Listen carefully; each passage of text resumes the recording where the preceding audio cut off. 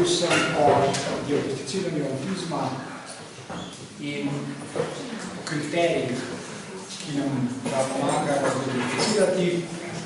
Govoril sem o znanstvenih spoznanjih, o spremembah, ki jih lahko opazimo v možganih ljudi, za katere domnevamo, da imajo avtizem, oziroma da imajo to, kar lahko diagnosticiramo kot avtizem.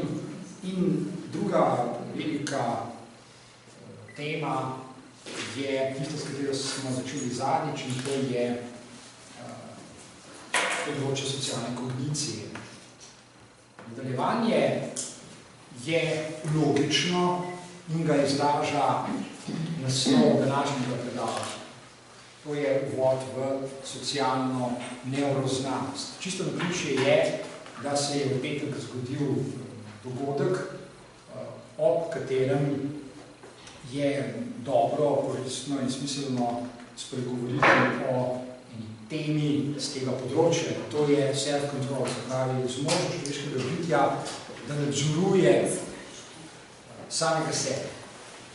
Govorili bomo torej specifično o načinih, kako se ljudje učimo nadzorovati sami sebe, zakaj je nadzorovanje sebe socialno in širše družbeno koristno in smiselno.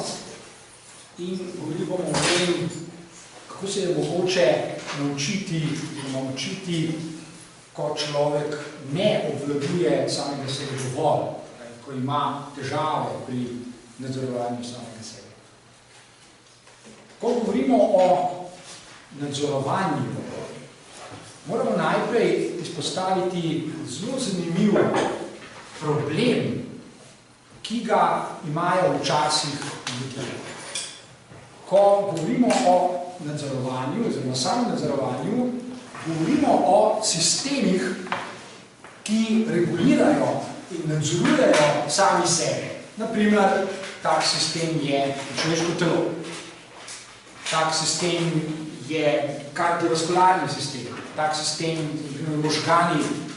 Tak sistem so lahko skupina ljudi. Tak sistem lahko družba in tako dalje. Glavno pomembno je, da se zavedamo ene zanimive ideje, oziroma ene zanimiva problema, ki je povezan s tem. Namreč, da zlasti za žive organizme, to velja za žive sisteme, za živa bitja, da so torej to sistemi, ki so zmožni nadzorovati in regulirati sami sebe. Kar seveda pomeni, da je vsaj včasih zelo veliko vprašanje, ali ti sistemi, ki nadzorujejo sami sebe, potrebujejo še en nadzor, naprimer od zunaj. Lahko je, da so sistemi zmožni tako dobrega samonadzorovanja, da ne potrebujejo nobenega drugega nadzorovanja, oziroma da lahko pride resnih problemov, če se to zgodi, torej da poskuša nekdo tak sistem nadzorovati od zunaj. Primer je zelo preprost. V vsakdanjem življenju smo ljudje zelo hitro pripravljeni reči, da bomo naprimer jedli to, kar nam paše, ali pa to, kar je pač v tradiciji, v okolju, kjer živimo, ali da bomo jedli to, na kar smo navajeni. Kar je lahko zelo super in fajn, če je tak način, recimo, prehranjevanja tesno povezan z nadzorovanjem sistema, ki poteka samo od sebe, se pravi našega telesa. Naše telo potrebuje določene molekule in je zmožno nadzorovati in se ohranjati pri življenju, torej zmožno se je nadzorovati in regulirati. Kar pomeni, da lahko mi, naprimer, z molekulami, ki jih vnašamo v svoje telo, motimo sisteme, ki so zmožni za samo regulacijo, ker jim recimo ne dovajamo dovolj tistih molekul, ki jih potrebujejo za samo nadzorovanje oziroma za samo reguliranje, ali jih dovajamo preveč ali pa kaj tretjega. zelo hitro doživimo na svoji koži posledice, če je razlika med zmožnostjo možganov, da nadzoruje sami sebe in našim poskusom, da bi jih od zunaj nadzorovali, prevelika. Ta razlika bi pravzaprav v principu morala biti čim manjša. In seveda podobno velja za vrsto drugih oblik vedenja, o čem bomo govorili. Torej lahko rečemo schematično, čisto na začetku, tole. Ko govorimo o vedenju ljudi, pogosto naletimo na razmišljanje, ki je daleč preseženo v sodobni znanosti, in sicer, da ljudje ločijo, razločujejo kognitivno vedenje od afektivnega ali čustvenega. Zato se tudi praviloma omenjajo, ko govorijo ljudje o težavah, o problemih, govorijo bodisi o čustvenih težavah, vedenjskih težavah in tako dalje, bodisi o mentalnih, kognitivnih in tako dalje. Tako razmišljanje je prekratko in je preseženo, ne pojasni pravzaprav ničesar. Človekovo vedenje ni tako, ampak ga schematično ponazorimo malce drugače. In sicer tako, da govorimo o kognitivno-afektivnih sistemih, oziroma govorimo o enotah takega kognitivno-afektivnega sistema, ki ga ponazarja tale večji krog. Torej, vselej govorimo o kognitivno-afektivnem vedenju, delovanju in podobno, kar pomeni, da je dobro, če želimo razumeti vedenje drugega človeka ali pa lastno vedenje, poskušati dojeti, katere kognitivne in katere afektivne elemente vselej zajema vedenje drugega človeka. Ne samo, da rečemo, ta človek ima pa čustvene motnje, ki se počnemo vsak dan, številni strokovnjaki to nenehno počnejo, kot da to ni povezano z kognitivnim delovanjem človeka. To je povezano, to je inherentno povezano, to je notranje prepleteno in tak sistem, kognitivno-afektivni, je zmožen samoreguliranje. Se pravi, sposoben je samega sebe nadzorovati, uravnavati, regulirati, ima pravila, ki so inherentna, ki so vgrajena v sam sistem in ta deluje. Ne potrebuje nobenega zunanjega dodatnega nadzora ali reguliranja. O tem se seveda zlahka prepričamo, če pogledamo vedenje živali v naravi. Vsaka žival v naravi je zmožna, nekatere to počnejo že milijone let, nadzorovati, regulirati svoje vedenje, vsaj do določene mere, seveda, če jih ne požejo prej gledljivci, včeraj sem delal en komentar, si bo ocenil, kako se parijo delfini in kiti. Živali ne potrebujejo nobenega zunanjega učitelja ali mentorja, da bi jim to povedal. To znajo, preprosto znajo. To je v njihovi naravi in to počnejo že zelo uspešno milijone in milijone in milijone let. Pri človeku pa je lahko tudi drugače. Zdaj, nekje v osnovi, ko govorimo o kognitivno-afektivnem sistemu, ni nič drugače. V osnovi smo še vedno živali. Smo izdelki evolucije in celo vrsto, celo množico takih procesov, takih mehanizmov preprosto podedujemo, nosimo jih seboj, prinesimo jih seboj, ko se rodimo. Kaj je seveda zopet dobro, da se pozanimamo, kako to poteka, preden kakorkoli poskušamo posegati. Pred to velja za vzgoj. Vzgoja otrok je lahko natanko zaradi tega tudi problematična, če, na primer, starši preveč posegajo v samoregulativno, avtoregulativno, kognitivno, afektivno vedenje oziroma delovanje otrok. In to se zelo hitro zgodi, da vplivajo preveč, da poskušajo regulirati to, kar se sicer že regulira samo od sebe. In seveda na tej točki zelo dobro pride do izraza beseda, ki jo včasih uporabljamo in se jo znamo, in to je, namesto da poskušamo regulirati recimo vedenje nekoga, da ga raje spodbujamo, zato ker je že zmožen za avtoreguliranje.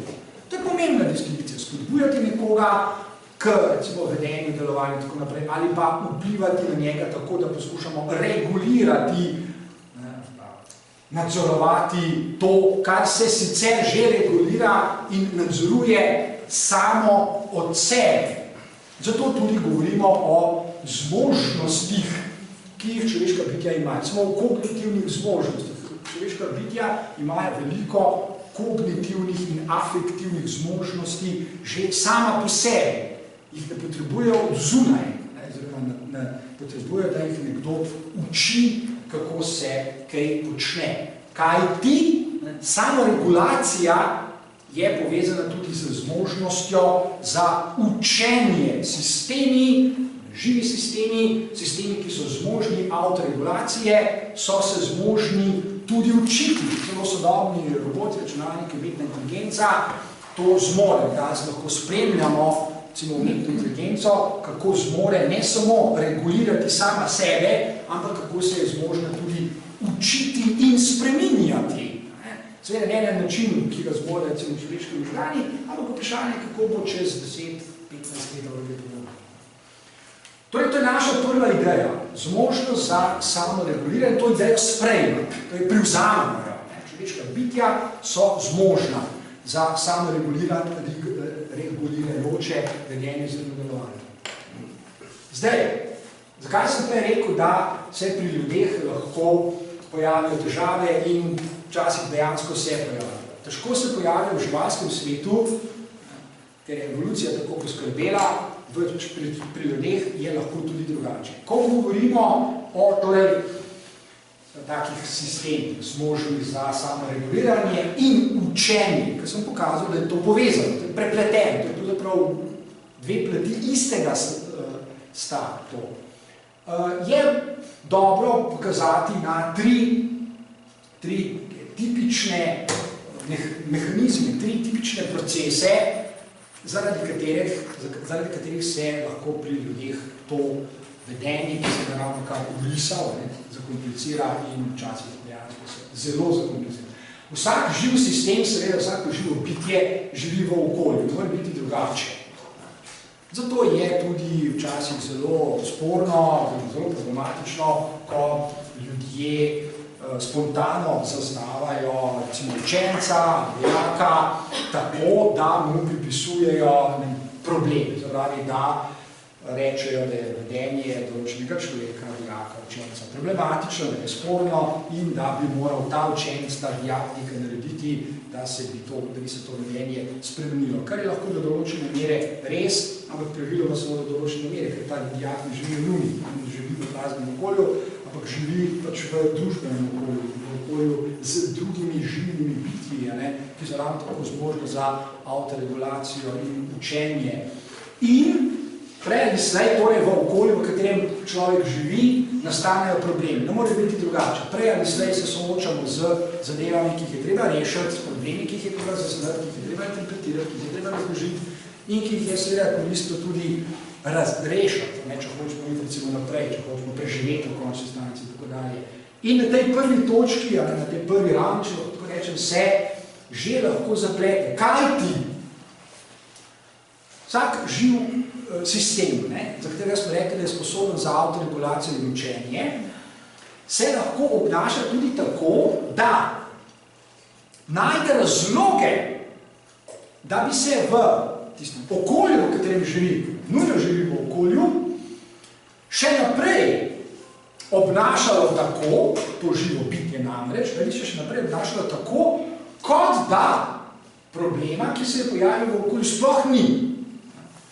Tako vedenje je posledica iskanja razlogov, s katerim pojasnjujemo svoje delovanje v okolju in seveda pojasnjujemo tudi svoje razlaganje okolja. Tako, da je naša motivacija, ki je povezana s tem, spravi zaznavanjem okolja, zaznavanjem problema, možnostjo za učenje, reševanje problema, da je naša motivacija taka, da preprosto zanikamo, da problemi v okolju, v katerem živimo, sploh obstajajo.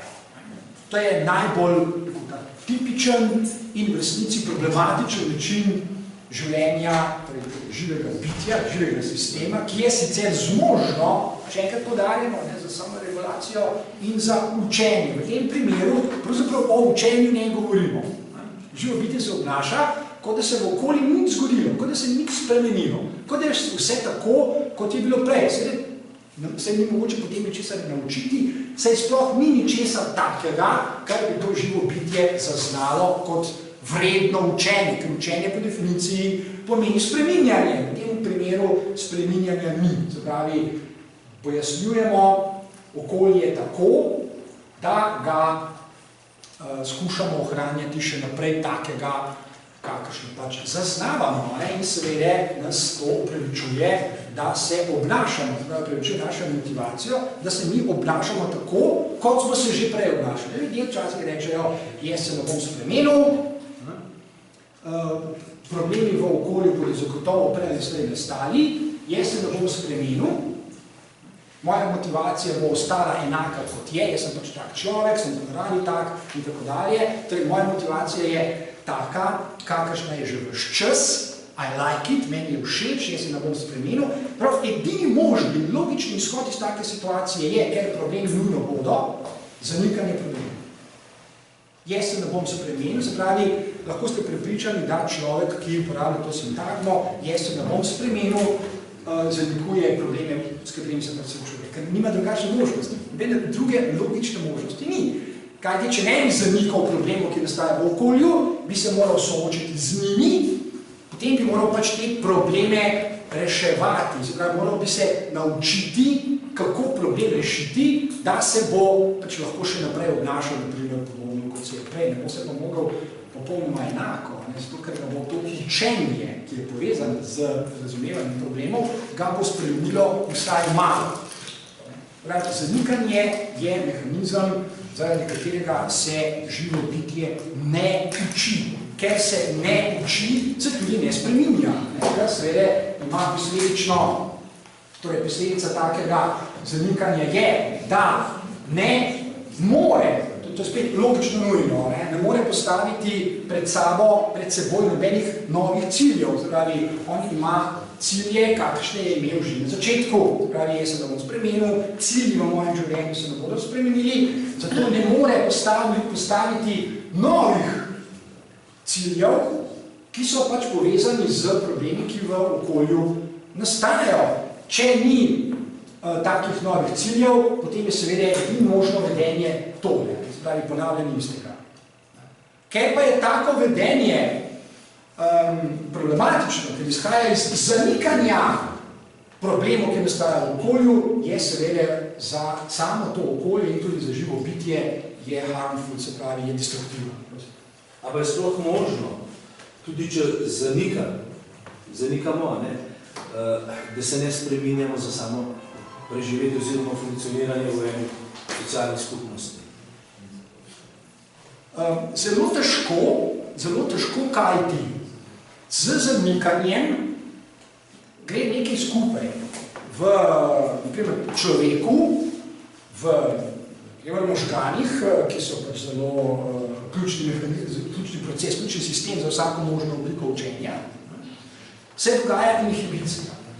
Če jaz zanikam problem, ne sem zanimljiv čisto konkreten problem, boli me zob.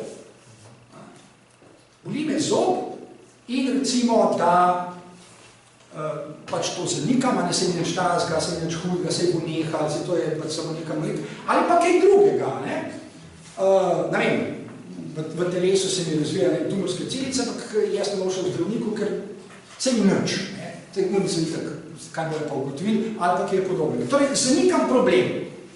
Kaj se mora nujno še dogajati, recimo, znotraj človeka, kot takega sistema? Ja, inhibicija, ne? Ker me problem, tudi če ga jaz zanikam, problem še vedno je. Na nek način bi rekel, bode me v oči, lahko tako rečem, še vedno obstaja. Jaz se še vedno soočam s tem problemom Jaz ga sicer zanikam, ampak da bi lahko živel naprej, jaz moram poskušati inhibirati celo množico procesov v sebi, da bi ohranjal, objektivno ohranjal stanje tako, kot je.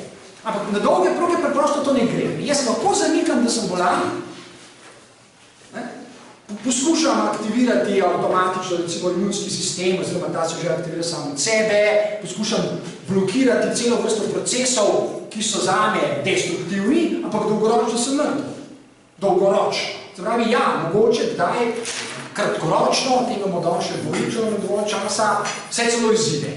Vse lahko izide, poznamo v psihologiji tudi mehanizme, ki včasih lahko delujejo, recimo zanikanje problema lahko pomeni tudi, da se nezavedno začnem obnašati tako, da se nekemu problemu, naprimer, izognem. Kaj je, če se vrnem k načinu prehranjevanja? Uživam preveč sladkorjev in tvegam, recimo, diabetes, ne? Ali pa inzulinsko rezistenco, ali kaj podobnega. Ker jih uživam preveč, ker mi to paše, ne? Sem pripravljen to početi še naprej. Vendar počasi zaznavam, da se recimo moja telesna teža povečuje. Jaz še zmeraj zanikam, da je to povezano s sladkorji, ker mi paše in tako dalje, pa vendar poskušam nezavedno spremeniti svoje vedenje tako, da se izognem nadaljnjemu prevelikemu uživanju sladkorjev in lahko pravzaprav rešim problem, čeprav tega ne vem. Ne vem, da sem ga rešil, jaz lahko živim v zavesti, kot da ga sploh nikoli ni bilo. Ravno to sem mislil, ne? Na nezavedni ravni se že itak dogajajo. Ja, ker so to objektivni procesi. Prav, objektivno jaz še zmeraj problem imam. Moja zavest, na primer, je tista, ker seveda, ko govorimo o pojasnevanju, o opravičevanju in tako dalje, uporabljamo, recimo, kognitivni sistem, uporabljamo argumente, uporabljamo razloge, se pravi, o tem razmišljamo. Torej, objektivno problem še vedno obstaja, naša zavest pa je zmožna zanikati ga in se obnašati, kot sem ravno kar rekel. Pride do razcepa. Ampak ta razcep je v resnici vselej na delu. Nam nič ne pomaga, če zanikamo objektivnost. Objektivnost obstaja neodvisno od nas. In zato je problem. Recimo v živalskem svetu se to, tako rekoč, razen če je žival zelo bolana, ne more zgoditi. Žival ne more se znati v takem razcepu, ker nima razvitih kognitivnih sistemov, da bi lahko sama sebi lagala. Se pravi, deluje, to sem čisto na začetku omenil, kot sistem, ki se je zmožen regulirati. In se regulira avtomatično. Žival pravzaprav ne more narediti ničesar, da se ta avtoregulacija zaustavi, poruši, pravi, razen če je zelo bolana ali pa če gre za kaj. Ravno tak primer sem včeraj doživel. Recimo, srnjak, on beži pred človekom. Če se mu približaš, pa ne more pobegati. Bo začel alarm delati, se bo začel oglašati. Ampak tak sem ga pa včeraj našel in bil pa žal toliko blizu konca, da enostavno je bil popolnoma pomirjen, ko sem prišel do njega. Pa so bili že drugi ljudje okrog njega. Ko je prišel do hiš, je še kričal, potem se je pa popolnoma umiril in sem vedel več kot pol ure nima. To je tak primer, ja. Se pravi, vsak živ sistem, ki se je sposoben regulirati, se tudi regulira. In to počne, dokler obstajajo objektivni pogoji, da to počne. Medtem ko pri človeku se pa lahko subjektivno pojavijo torej dejavniki, ki preprečujejo temu objektivnemu mehanizmu, da bi deloval tako kot... Lahko bi rekli, da so to naravni mehanizmi.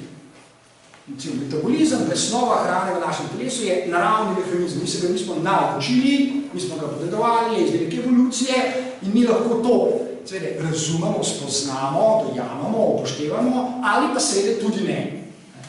Ker nas zavest lahko pri tem zavede in rečemo, kako so sladkorji čudovita in krasna hrana, v resnici pa so toksični. Hvala za odgovor, na ta odgovor. Prosim.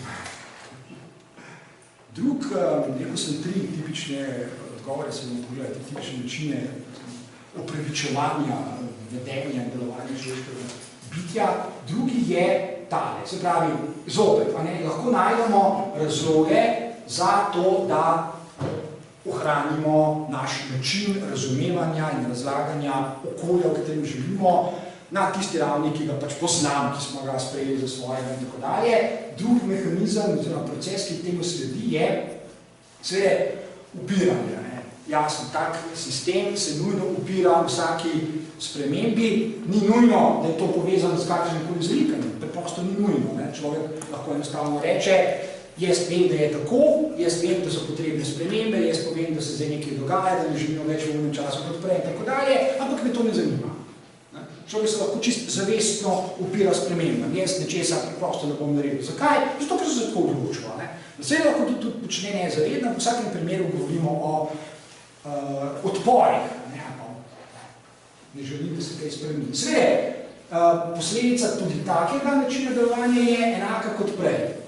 Seveda, jasno, spremembe ne zaznamih, ne sprememih, ne želim, ne bom upošteval, zato tudi ne bom postavil svojih novih ciljev v življenju in seveda na dolge proge je tudi tako vedenje harmful, se pravi, je problematično, čeprav pri človeku spet, človek lahko dolgo časa živi v okolju, ki je recimo destruktivno, lahko tudi živi na način, ki je destruktiven, ki je lahko tako sofisticirano destruktiven, da ljudje to prenašajo.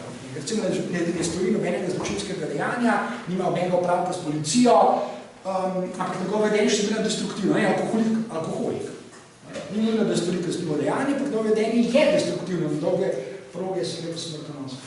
Tretji tipični način vedenja je pa, da preprosto ostajam trmasto, ne da bi kakršnekoli razloge iskal, ne zamikam, ne razmišljam o spremembah v okolju, ampak preprosto ohranjam svoje vedenje kakršno je in sem motiviran, da je še naprej tako, kakršno je. Nimam nobenega razloga, nobenega upravičevanja, nobenih razlogov ne najdem, celo zdi se, da je tako vedenje lahko zelo afirmativno.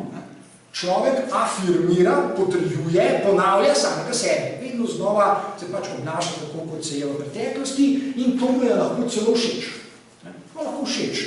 Človek ima občutek, da je konsistenten sam s sabo, da ne popušča, da je vztrajen, da se ne prilagaja modnim trendom, da ne morejo drugi ljudi na njega vplivati, da ima močno voljo, trden značaj, da je trdna osebnost in tako dalje. Cel kup takih načinov razmišljanja lahko najdemo pri človeku, ki se v resnici obnaša na način, ki je destruktiven. Tako imenovane, recimo, močne osebnosti so včasih natanko tako. So zgolj trmasta bitja, ki enostavno ne želijo odstopiti od svojega vedenja in jih ne zanima. Je to zdaj za koga destruktivno, ali ni, ali čudaško, ali bizarno, ali nenavadno, ali tako, ali drugače.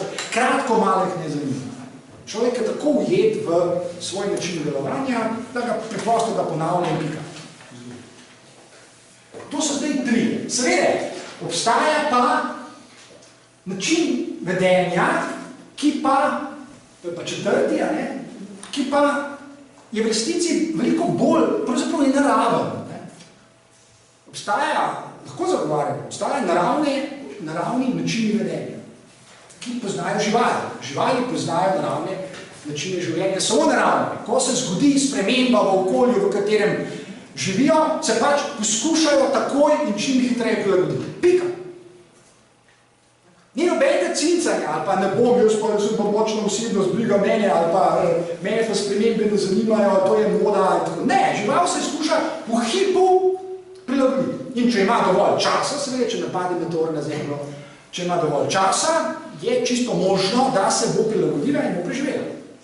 Se pravi, avtomatično, kot živ sistem, ki se je sposoben učiti in regulirati sam sebe, sprejme potrebo po spremembi. V naravi se je nekaj zgodilo, v okolju se je zgodil, torej pojavil se je problem, ne vem, climate change. Vprašanje je, koliko živali ima dovolj časa, da se bo prilagodilo tem dramatičnim spremembam v okolju, ki jih opazujejo. Severni medvedec je tak tipičen primer zdaj, enostavno vprašanje, če ima dovolj časa, da se bo prilagodil, ker je navajen na bistveno nižje temperature, kot se te pojavljajo. Ampak takoj sprejme potrebo po spremembi, takoj, nemudoma. Za razliko, recimo, od nekaterih ljudi. In seveda, ko priznamo, ko sprejmemo, ko pripoznamo, da obstaja, torej aktualna je potreba po spremembi, seveda takoj logično sledijo, tem je lepota zadeve, logično sledijo novi cilji. Postaviti moramo novi cilje, takole ne gre več, torej mora iti drugače. In seveda v končni fazi v naravi jasno je cilj pravzaprav preživetje.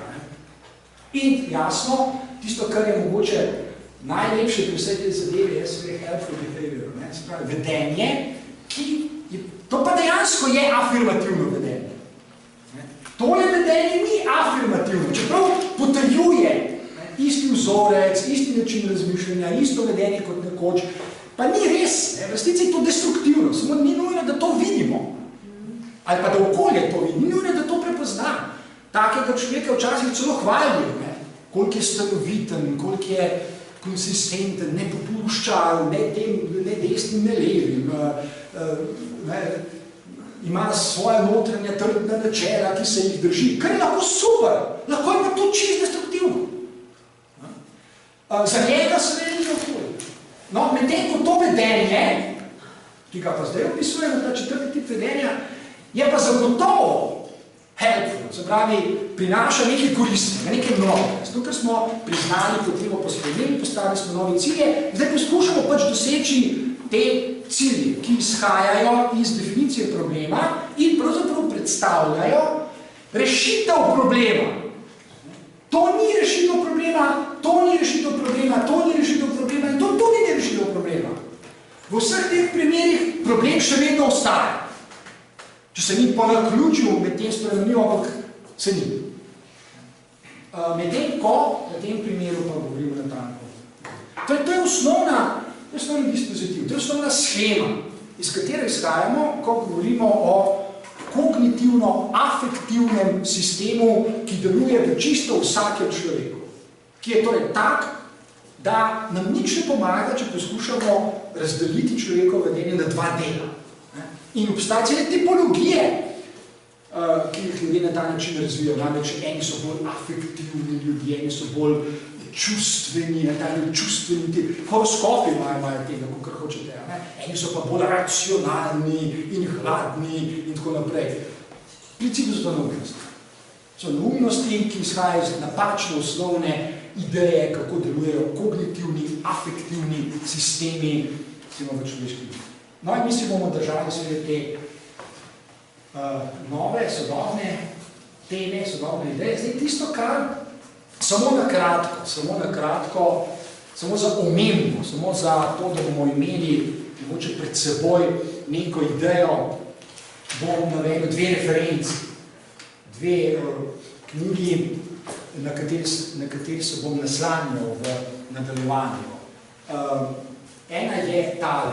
To so matematični temelji nevroznanosti, knjiga, ki na izjemno prepričljiv način pokaže, da so možgani matematični stroj.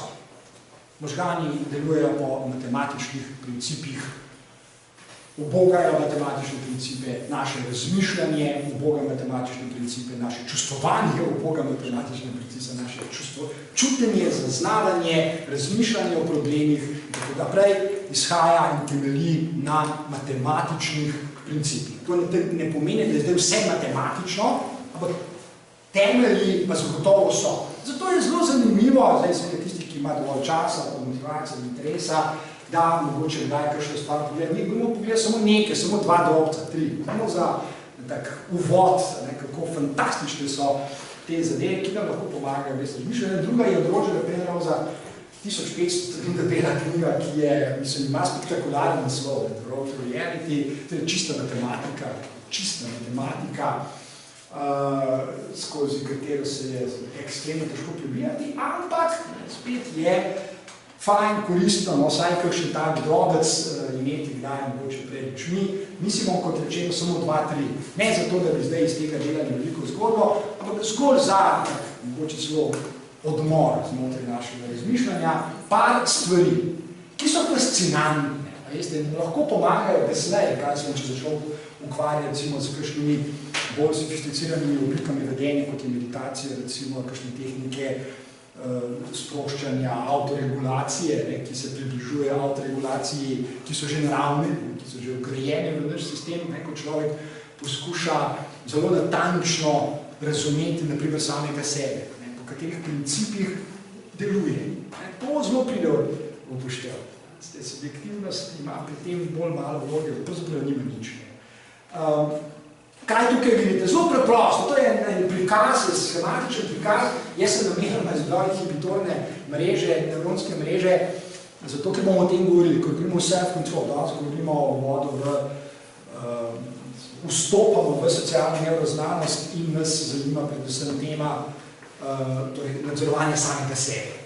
In seveda, ko nas zanima to, nas najprej zanima, kako naši možgani že nadzorujejo sami sebe. Ko včasih ljudje rečejo komu, to se zgodi, zelo nekaj zgodi, tudi v družinah, v šolah se zgodi, vzem se zdaj v roke malo, ali pa zdaj pa malo premisel, kako se obnašaš in kako se boš obnašal v prihodnje, recimo, ali pa samo od tebe je odvisno, kaj boš naredil in tako naprej. O čem govorijo?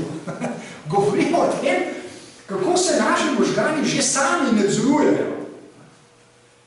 Nadzor, ki ga že zmore, recimo kognitivno-afektivni sistem, je tak, da čisto nič ne bo pomagalo, če se bo človek vzel v roke, če bo premislil ali pa če bo prespal in jutri bo drugače. Ne bo. Raven nadzorovanja je že vgrajena v možgane. In mi ne moramo možganov vzeti v roke, da bo jutri drugače.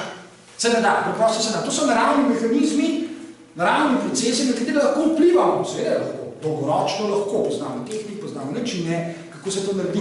Moj gre pa tako preprosto. Ali pa, ko starši reče svojemu otroku, 1000krat sem ti že rekel, nehaj s tem, ali pa obnašaj se malo bolj, tako da se boš imel pod nadzorom. Vi mu lahko rečete tudi milijonkrat, to je čisto drugače, ker ne more biti. Za takih primerih, recimo, je že fajn imeti pred sabo kakšno tako schemo, ki nam pove, recimo, kako mi lahko danes imamo pač zmogljive naprave na razpolago, mi lahko spoznavamo, kako se obnašajo, recimo, nevroni, ko se nekaj dogaja pač v okolju, kjer človek živi. Ko sprejema določene držljaje, deluje na njega, kako se odziva. To, kar tukaj vidite, so v bistvu taki začetni prikazi vklapljanja in izklapljanja posameznih nevronov v nevronskih mrežah, ki imajo svoje vzorce. To so matematični vzorci, to so vzorci, ki jih pišemo z algoritmi in ti vzorci se ne morejo kar spremeniti. Ni šans, ni načina. To je lahko, da bi odlune pričakovali, da se bo jutri začela v drugo smer vrteti, ker se ne bo. Mi lahko pričakujemo še pa se še ne bo. Torej, to so vzorci, ki so natančno določeni, tako kot je pač v matematiki. Nobene posebne skrivnosti v tem ni. Edino, kar nam ostane, je, da poskušamo to razumeti, kako se to dogaja, potem pa z kakšnimi zapletenimi, zahtevnimi tehnikami, ki bo na koncu menjal, lahko celo poskušamo vplivati na naše vedenje. Tukaj je zelo preprosta mreža, 7 nevronov, to je nič. To je skrajno preprosto vedenje. Ampak seveda za razumevanje, mi danes nimamo na razpolago superračunalnika, ki bi zmogel procesirati to, kar se dogaja na nevronskih mrežah, ki so ostavljene recimo 100 milijonov nevronov. Ni šans, to se ne da. Preveč kompleksno, preveč zapleteno. Mi bomo potrebovali še zelo razvite, recimo kvantne računalnike, da bomo sploh zmogli približno dojemati, kaj vse ti nevroni v milisekundah počnejo spontano, sami od sebe, sledeč matematičnim principom. Tukaj ni nobenega manevrskega prostora, nobene stopnje svobode ni. Tukaj se lahko samo učimo in ugotovimo, tako je. Tako kot je Galilej delal svoje eksperimente s kroglami in gotovo, kako padajo z kakšne hitrosti in tako dalje. In to zapisal in pika. In takrat naprej tako je. Ne more drugače biti. Vsaj za enkrat, če se bo vesolje dramatično spremenilo, pol pa morda. Tukaj vidimo svet zelo preprosto, kako poteka excitacija, inhibicija, tem to pač narišemo, se izmerimo in narišemo zelo zanimive vzorce. Vedno dobimo vzorce. Tudi ljudje, ko opazujejo drug drugega, govorijo o vzorcih, oziroma o vedenjskih vzorcih. Ta človek se vede po določenih vzorcih. Vsak človek se vede po določenih vzorcih. Te vzorce je mogoče torej razumeti, spoznati in seveda potem tudi najbolj implementirati. To je zelo preprost, schematičen prikaz še nečesa, kar je v vsakdanjem življenju izjemno pomembno. To je zelo preprosto ponazoritev nečesa, kar je v naših življenjih izjemno pomembno. In to je, ko pride recimo do nevropskih mrež, seveda v možganih je ogromno. Eni so inhibitorne, eni so ekscitatorne, eni druge tako, drugače. Recimo, princip ekscitacije, recimo več ali več nevropskih mrež. Ekscitacija, kaj pravzaprav to pomeni? To pomeni nekaj, kar ljudje čutimo na ravni zavesti, kot kaj? Medsebojno potrjevanje. To je medsebojno spodbujanje. To je medsebojno, naprimer, nagrajevanje, recimo, ali pa medsebojno sprejemanje, ali pa medsebojna naklonjenost, ali kaj podobno. Zelo zanimivo. Če opazujete, recimo, vedenje ljudi, recimo v eni skupini, kdo je komu naklonjen, kdo koga mara in tako naprej, in recimo vedenje, delovanje nevropskih mrež, opazite izjemno zanimive vzorce, ki nam omogočajo. Ta druga mreža, oziroma ta druga prikaz, prikazuje vzajemno inhibiranje, vzajemno inhibicijo, vzajemno blokiranje. Tudi to je metafora, ki jo uporabljamo v vsakdanjem življenju. V človeku smo lahko naklonjeni, lahko ga spodbujamo, lahko ga imamo radi, lahko smo prijazni do njega, ali pa smo stalno v konfliktu. Nekateri ljudje so stalno med seboj v konfliktu. Nekateri pari so stalno, vedno znova smo v spojih, v konfliktu. Zdi se, da si vedno nasprotuje, vedno znova se nasprotuje, pogosto se nasprotuje. Opazujete par, ne vem, skozi 10 let, ko viš, kako pogosto se na popolnoma enak način se blokira, da se onemogoča, da se inhibirate preprosto. Tretji je seveda varianta tega, z zelo šibkimi medsebojnimi povezavami, ampak gre spet za ekscitacijo, za vzbujanje, za stopnjevanje, povečevanje nečesa in tako dalje. To so zgolj temeljne ideje, če lahko tako rečem, zelo preproste ideje, ki pa imajo oddaljene usporednice v naših vsakdanjih življenjih, kot ste lahko zaznali s tem, da se zgodilo. Tole nas mogoče zdaj ne toliko zelo ne bo zanima, to sem samo zaradi tega dal, da bi poudaril eno drobno idejo, da ko govorimo o matematičnih principih, po katerih recimo se ravnajo naši možgani, to seveda ne pomeni, da so njihovo delovanje absolutno določeno naprej in da je popolnoma determinirano. Kje pa? Dejansko gre bolj za verjetnostne vedenje, verjetnostne dogodke, za principe, ki omogočajo, da razmišljamo malo drugače, kot pa takole bo, ampak da razmišljamo, verjetno je, da takole bo. Verjetno, da se nekaj zgodi je tako, verjetno, da se zgodi nekaj drugega, je pa drugačna. Ampak to seveda spet v osnovi je pravzaprav deterministično napovedovanje. Če zelo natančno lahko napovemo, s kakšno verjetnostjo se bo nekaj zgodilo. Torej, spet ni nobene čarovnije, ni nobene nedoločenosti, ni nobene neznanke, ni res, da kar čakamo, da se bo kar nekaj zgodilo. Vemo, s kakšno verjetnostjo se kaj dogaja. Torej, potreba po matematiki, to je čisto osnovna ideja. Roger Penrose ima nekaj zelo zanimivih idej, kaj bomo sicer kar presočili. Mogoče pa eno matematično idejo, matematični zapis enega zelo obrednih matematikov tega sveta. Roger Penrose pravi, ja, fajn je, dobro pa je, če so ljudje, recimo znanstveniki, veste, da so pred nekaj dnevi ne samo v Ljubljani, ampak po celem svetu, ne samo v Sloveniji, po celem svetu so testirali.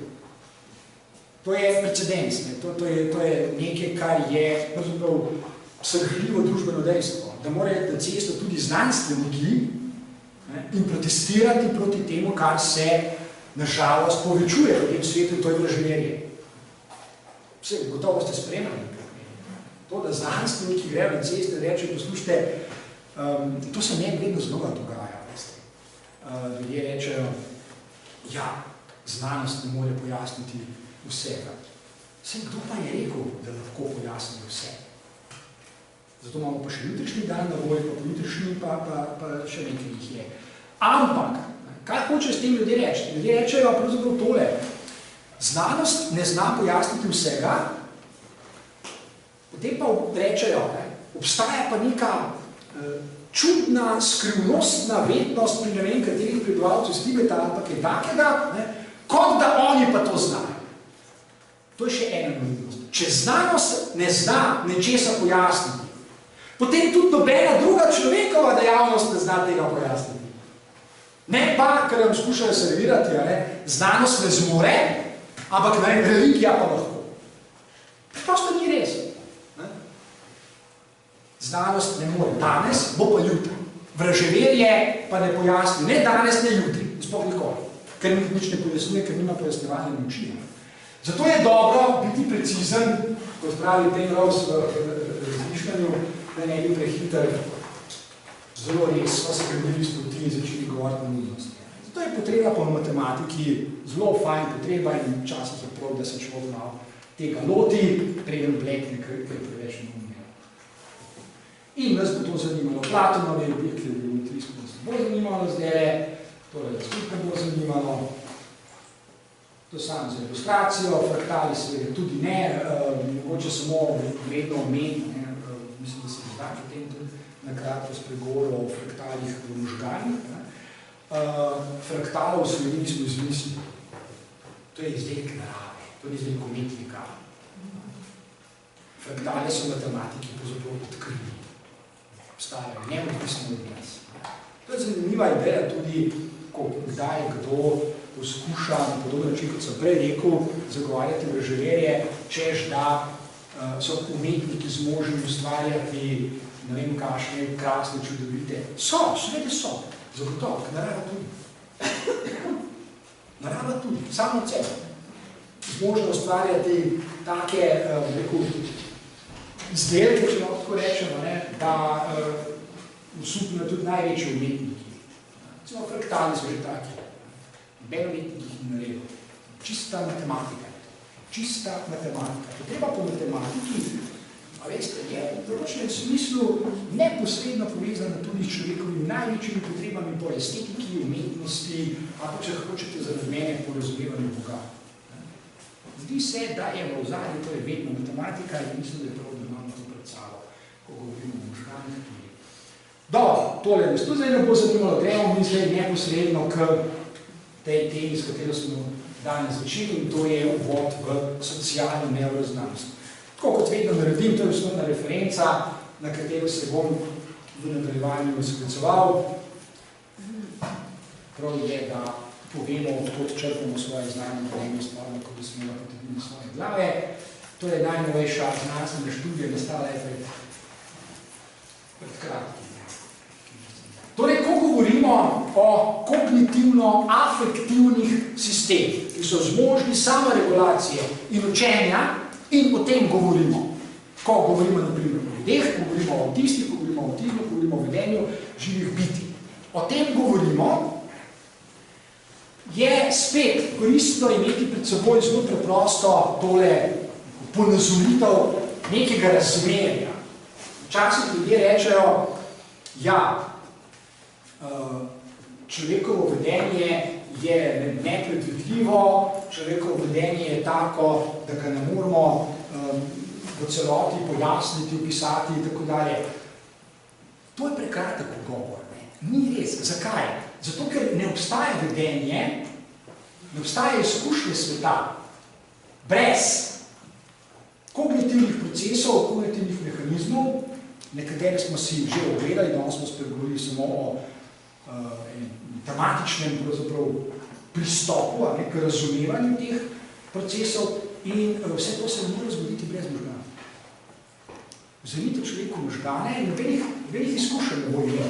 Nič se ne more oglašati, ker ne obstaja duša, ki je neodvisna od možganov. Se pravi, ko opazujemo vedenje nekega dijaka, ki recimo rasuje svojo sobo, tako kot je v petek, potem seveda moramo pogledati tudi, kaj se je dogajalo na kognitivni ravni, kako je kaj razumel, kako je razmišljal, v kaj je verjel, kaj se dogaja z njegovimi čustvi, z njegovimi občutki in tako dalje, in pa seveda, kaj se dogaja v možgani, ker v možgani ni ničesar od tega. To je zelo preprost prikaz, kako lahko prehajamo v bistvu iz ene ravni na drugo, zato je tudi potreba po socialni neurazganosti. Pravi, vedenja posameznika ne upisujemo samo tako, da gledamo, kaj se dogaja v možganih na ravni imonskih kanalov, ampak razmišljamo o njegove vedenju, njegovih izkušnjah, o tem, kaj verjame in tako dalje, ker je vse to med seboj logično povezano. In temeljni princip je, v to aksiom, da se ne more nič zgoditi, če se ni najprej tukaj nekaj zgodilo. To nas zanima. Zdaj, ko se bolj specifično posvečamo temu problemu, ki je za vsakega človeka je vsaj bolj ali manj zanimiv, če že ni aktualen ali pa pereč. Kako nadzorovati samega sebe? Mi smo seveda vzgojeni tako, da množico procesov, množico idej, množico vzgibov v svojem življenju, da se naučimo blokirati, da se naučimo inhibirati. Zdaj, da se na mnogo načinov ne obnaša. In prav je tudi tako, ker je to internacionalizacija. Zato meni ni prav všeč, recimo, razmišljanje, ki je zelo popularno, silno modno in za drag denar vam ponujajo različne seminarje in ne vem kakšne oblike delavnic in predavanj in tako dalje na tole temo. Namreč, da ljudje nekako živimo dvojna življenja. Eno življenje je tisto, ki ga kažemo drugemu navzven, in potem je še eno življenje postran mask, ki jih nosimo in nekje v ozadju skrivamo svoje intimo in tako naprej. Moj odgovor na to je hvala Bogu. Hvala Bogu. Mene pa ne zanima, tako kot pravim, zelo modno in popularno, brskanje po nekih svojih domnevnih globinah in tako naprej. Veste, kaj je v človekovih globinah? Če že ta izraz sploh lahko uporablja, se mislim, da nekih globin ni, ampak kaj? V glavnem tisto, kar držimo proč od sebe. Zakaj držimo proč od sebe? Zato, ker je to prav. Da se ne pobijamo med sabo, da se ne pljuvamo v brzda, da se ne pretepamo, da se ne žalimo, da ne uporabljamo kakšnih izrazov in tako naprej. Jaz pa nisem zelo za to, da bi šli odkrivati ne vem kakšne globine, recimo v moje intimnosti, ki naj bi jo, kaj, drugi ljudje spoznali. Zakaj ne? Moja intima je moja intima, vaša je vaša. Intima je treba varovati, ščititi. Tako da to so zelo sumljive ideje. Ampak nekateri imajo radi, in to postavili tudi preko. Prikovna žival, če smo pri obletnici Padanjuka, pa njegovega romana, Pingvin. Ja, pridite, bomo spoznali, ali pa boste spoznali, se boste nekam poglobili in potopili in boste odkrili svoje neke pristne. Ne, če mene vprašate, veste, kaj je pristna narava? Matematika. S tem sem danes začel. Zame je matematika pristno naravna zadeva, ki omogoča živemu bitju, recimo človeku, samoreguliranje, samonadzor. In spet, v človeških občestvih se lahko zaplete in včasih se, ker imajo ljudje napačno predstavo, koliko, do kakšne mere nadzorujejo ali pa lahko nadzorujejo sami sebe. In verjamejo, da je občutek, da se nadzorujejo, tudi aktualen, se pravi, samega sebe lahko nadzorujem v taki meri, kot jaz mislim, da se nadzorujem. Včasih je razkorak med tema dvema stanjema zelo velik. Človek ima občutek, da se lahko nadzoruje, čez 5 minut pa zmeri.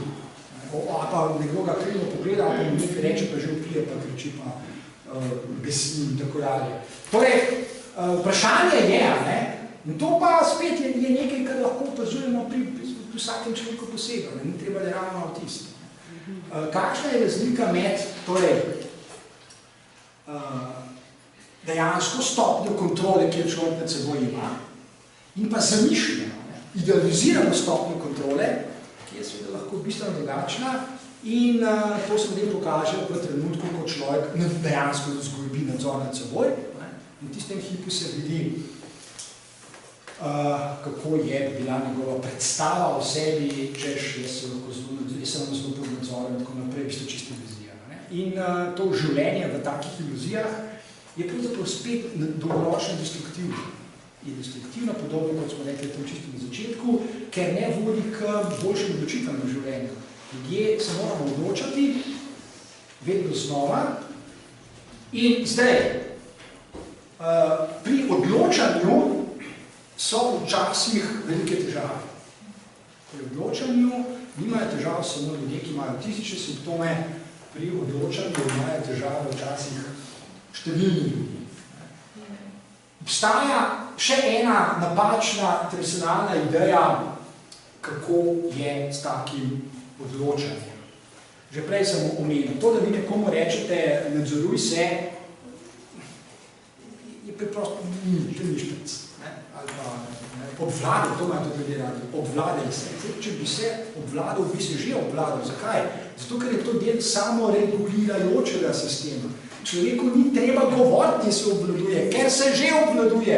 Kolikor se, seveda. Tem je pomemben problem, ker lahko izpada seveda tudi vedenje enega človeka, ki od drugega pričakuje, da se bo obvladoval kot moraliziranje. Saj jaz bi se že obvladoval, če bi se lahko. In ljudje tudi napačno mislijo, še znanstveniki, ki so pred časom mislili, da je obvladovanje samega sebe stvar izvršilnih funkcij, izvršilnih korteksa, in da človek nadzoruje samega sebe z zavestnimi odločitvami, zavestnimi zavezami ali pa obljubami, ki jih lahko da samim sebi ali komu drugemu in tako dalje. In seveda na tem je temeljil določen del vzgoje. Mi bomo vzgojili otroka tako, da bo zavestno prek izvršilnih kognitivnih funkcij nadzoroval samega sebe. Sej do določene mere bo, sej do določene mere vsak človek nadzoruje samega sebe. Vprašanje je, če je to dovolj. Zgoditi se mora še nekaj. In seveda, ideja je bila, da so čustva, piše, stvari bolj globokih, starejših sistemov, recimo limbičnega sistema v naših možganih in tako dalje. Ni čisto tako. Ni čisto tako, zato, ko govorimo o samonadzorovanju, o obvladovanju svojih impulzov, samega sebe, svojih čustev in tako dalje, ne moramo doseči kaj dosti z pritiski, z nasveti, ali pa še s čem bolj dramatičnim, da težimo človeku moraliziramo, ali pa pričimo, ali pa včasih se to pretepa to. Ne bo pomagal. Ker je osnovna ideja napačna. Samo nadzor nad človekovim vedenjem poteka bistveno drugače. No, sodobno spoznanje so tale, recimo enega bomo zdaj na začetku, to je zelo lepa ideja, paradoksna je, odločanje ne potrebuje nadzora med seboj, to, da se človek odloči, včasih reče tudi kakšnim odrejatom, zdaj se pa odloči, boš tako ali pa drugače. Ne gre čisto tako. Medtem, ko nadzor nad seboj pa zahteva odločenje. Zdaj, kako do tega priti? Kako se odločiti, kako to narediti, če pa ni samo stvar izvršenih kognitivnih funkcij? Kaj pa sploh človek lahko naredi? Da se bo ustrezno, pravilno odločil in da bo zaradi tega sposoben boljšega nadzorovanja samega sebe, svojih impulzov, vedenj, načinov izražanja in tako dalje. Kako do tega priti? To je aktualni problem številnih ljudi. A ni da bi rekel, da je najbližje trenutek odločitve trenutku norosti? Je, v nekem smislu ima prav, ima prav in je. Zakaj? Ker lahko je to narediti, če bi držalo, tako kot pravi ta tradicionalna misel. Človek si reče, tako 3-4, zdaj se pa trdno odločil, nikoli več, od zdaj naprej bo pa drugače. Vsakdo ima izkušnjo, da v glavnem ni tako.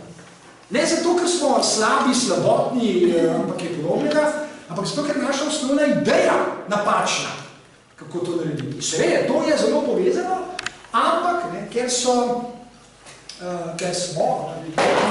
pogosto tako vzgojeni, da se tega bojimo, imamo s tem dodatne težave, kajti vzgajali so nas na tradicionalen način. Vzemi se v roke, zamisel si, 5-krat premisel, ne vem, učitelji, 10-krat napišu zvezek in tako naprej. Ne bo pomaga. To je napačna ideja, zgrešena, pošto fovš. Treba torej malo drugače pristopiti k tem zadevам, izhajajoč iz tega, kako dejansko deluje naši možgani. Ker od tega je odvisen nadzor, ker možgani so tisti, ki nadzorujejo celotno naše vedenje, ne naša zavest, pa delček naše zavesti. Odločanje. Pa dajmo si pogledati, kako to sploh poteka. Ker je torej nadzor nad seboj zajema odločanje. Torej najprej pogledajmo odločanje. Kako to poteka, da bi prišli do vprašanja, do problema, če hočete, samonadzorovanja in videli, povedali, kaj se da narediti. Govorimo seveda o nearbitrarnem odločanju. Ker če govorimo o naključnih, to nas ne zanima, ker, vsaj zdaj nas ne zanima, ker je to silno težko spremljati, silno težko je na arbitrarno odločenje, naključno odločenje, na kognitivno odločenje vplivati, že po definiciji. Naključni po definiciji lahko jih sicer predvidevate, ampak predvidevate samo na tisti način, ki je malo paradoksen, se pravi predvidevam, nepredvidljivo, vem, da se bo zgodilo, ampak ne vem pa kdaj. In ne morem vedeti. Ne? In to je čisto temeljni matematični princip, veljava, da so tudi v naših glavah. Govorimo torej o nearbitrarnem odločenju. Seveda, da bi govorili o nearbitrarnem odločenju, logično moramo imeti najprej na voljo možnosti. Če človek reče, ja, se sploh nima možnosti, se jaz sploh nisem bil v položaju, da bi se odločal tako dalje. Ali pa če verjame, da nima možnosti, kot se reče, bil sem stisnen v kot, ali pa moje roke so zvezane, ali pa kar je še takih metafor, potem seveda ne moramo govoriti o nearbitrarnem odločenju. Ker je to logično. Najprej moramo imeti na voljo objektivno, seveda, možnosti. Vprašanje je, ko govorimo o objektivnih možnostih, ali se naša zavest sploh zaveda objektivnih možnosti. Tako da imamo objektivne možnosti, pa tega ne vemo. Ker je naša zavest, prekratka, zaslepljena, verjamemo v njej. To smo že na začetku govorili, ker zanikamo, ker se nočemo odločiti, bla, bla, bla, bla, bla. Torej, definitivno alkoholik reče, se je že bi, ne, ampak nima možnosti. Ja, saj, dajmo najprej pogledati, ali ima človek objektivne možnosti, da se recimo odloči drugače, kot je pač navajen. Ali jih ima, kajti, če jih nima, potem seveda treba najprej okolje spremeniti, da bi možnosti sploh nastale. Če človek nima kar videti, če je stisnen v kotu, ali pa če je v slepi ulici, ima ene možnosti, razen pač ena, po definiciji ni možnost za odločanje, ker je že se eno predoločeno. Zanimivo je tudi, kako imajo ljudje včasih radi ravno nasprotno možnost od te. Naj mi nekdo pove, kakšna je moja usoda. Pa naj nekdo prebere horoskop ali pa ga napiše, kaj se mi bo dogajalo. Ljudje se včasih vedajo, kot da ne bi hoteli imeti možnosti. Ker če jih imate, se lahko tudi odločite. Odločati se pa, in s tem se danes ukvarjamo, pa pravzaprav ni vedno enostavno. Sploh ni vedno enostavno. Ni tako, kot se nam morda zdi, ko bi naša zavest pravi. Ja, sem, če bi jaz bil, bi že naredil. Lahko da bi, mogoče pa tudi ne. Veliko vprašanje, ni tako enostavno zgodba. Govorimo o kognitivno-afektivnem sistemu. Vse je govorimo o njih. Vse je zraven torej emocije. Vse je zraven to, v kaj verjamemo, čemu pripisujemo vrednost v življenju in tako dalje in tako dalje. Ne gre samo za kognitivno poznanje. Kaj pa, če vidite v spiske, če je preveč možnost? Ja, to je pa možnost, torej ja, sodobna možnost, ne? Ja, nekateri sociologi in drugi avtori temu rečejo tiranija možnosti. Obstaja tudi tiranija možnosti. Naprimer, človek je podrejen v svoji psihični ekonomiji tistemu, kar Freud imenuje nadjaz. Človek je podrejen, lahko podrejen nadjazu, da mora, naprimer, vedno njegova odločitev biti perfektna. Tako življenje zna biti hudo naporno. imaš 10 možnosti, ampak katera je perfektna, ali pa katera je popolna, ali pa katera je ta prava. A so oni res slabše od te? Kdo mi bo povedal? Kako bom videl? Zna biti brutalno tako življenje. Ne? Včasih smo rekli, ko smo še imeli, nekateri smo dovolj stari, v stari jugi, in smo šli v trgovino in tam, jaz se spomnim, ko sem bil otrok. In mama rekla, prines, ne vem, koliko že govedine, in si prišel v trgovino in tam je govedina bila, največkrat je pa ni bilo. In če je bila, ne vem, žbljo dokle, če pa ni bil že domov. Ni bilo težko se odločiti. Glede tega zna biti zelo naporno. Ja, ali pa če je človek, kot se reče, včasih so ljudje zelo tudi zanimivi, za koga rečejo, da je perfekcionist. Poglejte se postaviti v kožo enega perfekcionista. Biti perfekcionist je tudi lahko nočna mora. Ker kaj je, zdaj, če gremo dovolj daleč v razmišljanju, poskusite svoje stanovanje očistiti, kako da bo perfektno očiščeno. Pa boste videli, kaj to je. Čista nočna mora, če mi ljubaš.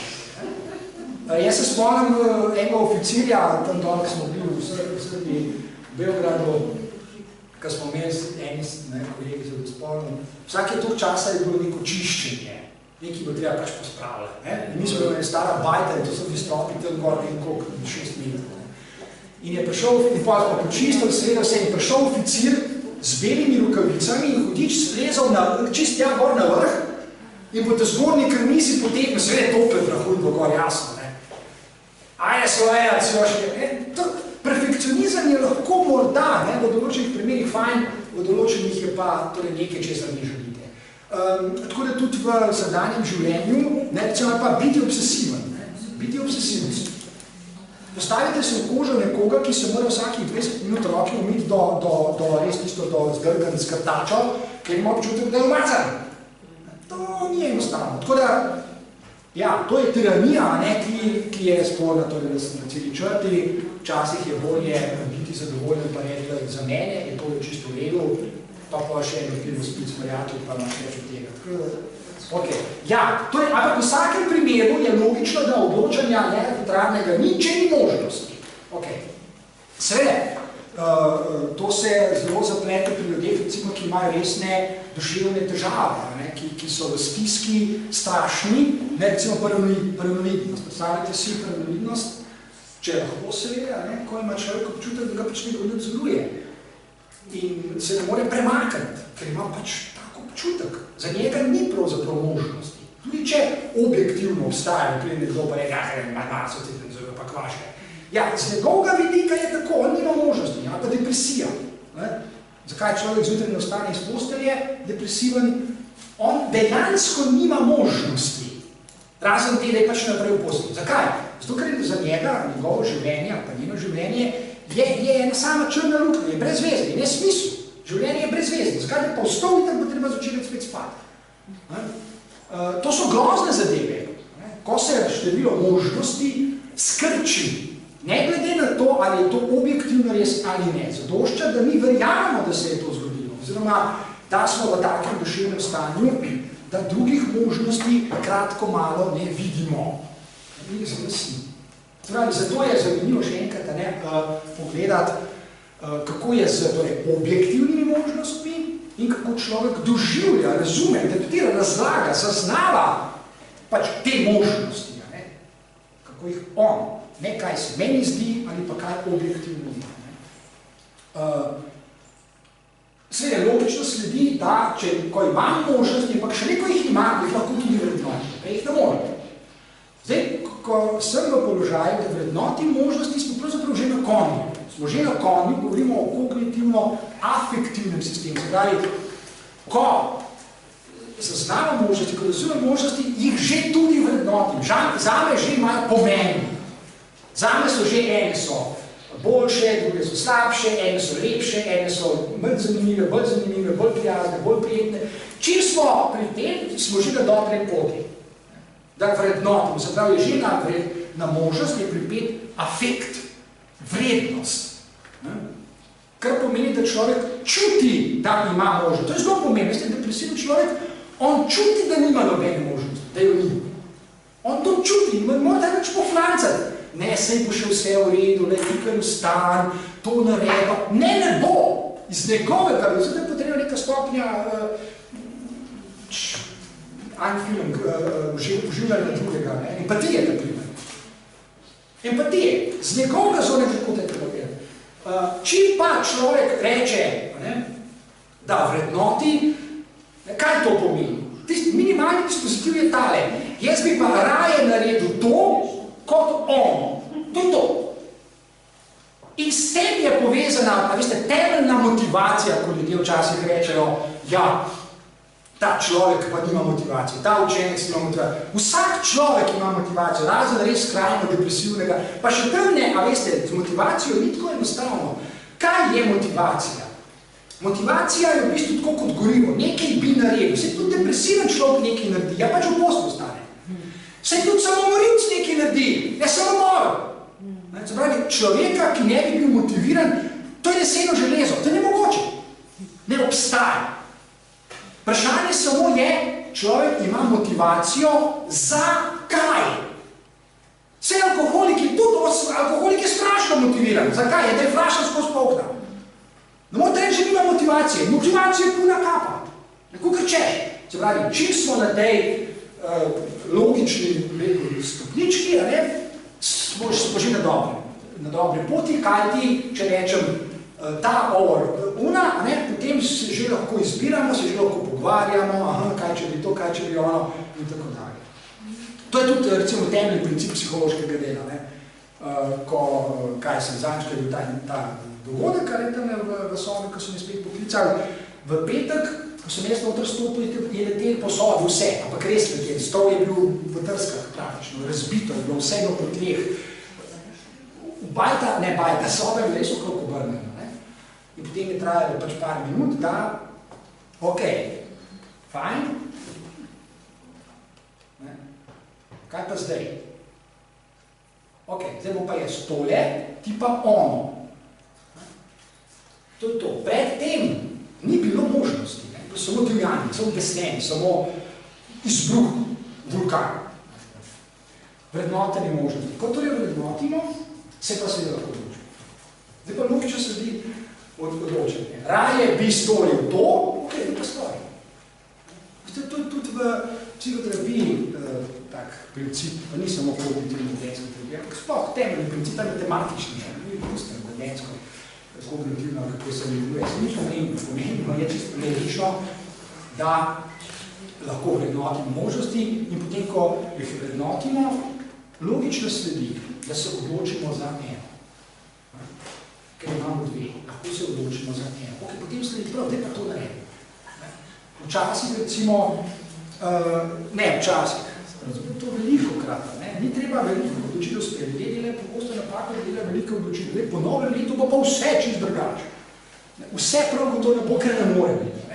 Kakšna malenkost bi pa lahko? Torej začnemo one step at a time. Se reče, in potem je to treba tudi narediti. Tle se pravzaprav potem, vidite, ko naredite vse te logične korake, tle se včasih zaplete, ko človek tega enostavno ne naredi. Sicer se je že odločil, ampak se zdi, kot da ga nekaj še ovira, blokira, da bi. Zakaj?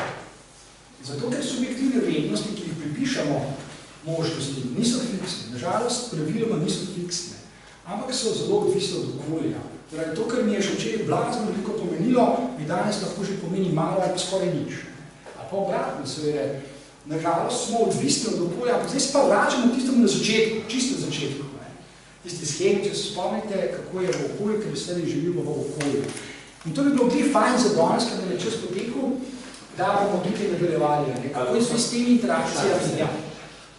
Za temeljne odločitve, ki ti spreminjajo življenje, a je možno to, res popolno vrednotenje, ali je še vedno velik preostanek negotovosti? Če govoriš o res takih... Kjer je treba tudi potem seveda biti zvestno odločiti. V človekovem življenju mogoče je lahko kdaj za dlako drugače v naravnem svetu, kjer je lahko okolje, naravno okolje, lahko zelo stabilno. In to to zelo dobro veš. Lahko je zelo stabilno. Krokodili živijo v zelo stabilnih okoljih že 100 milijonov let. Zato se tudi ne spreminjajo. Pri človeku je malo drugače, ne? Zato ker mi okolje sami lahko vselej zaznamo, razumemo tudi malo drugače kot včeraj. Se pravi, ne glede na to, kakšno je naše objektivno okolje, ga mi lahko zaznamo drugače. Se pravi, mi lahko še povečujemo stopnje tveganja, ki so že tako ali tako inherentne, zdaj to si hotel reči, sami odločeni. Vselej so. Najmanj, kar je, zato smo do tega tudi prišli, je se lahko odločen, da bi to naredil. Ampak kako pa okolje reagirali na nas? A me bodo sprejeli, a me bodo razumeli, a me bodo pohvalili, a me bodo pa križali, pa polili z gnojnico. Zato bomo tukaj ustavili se, ker zadeve postajajo zapletene v naslednjo.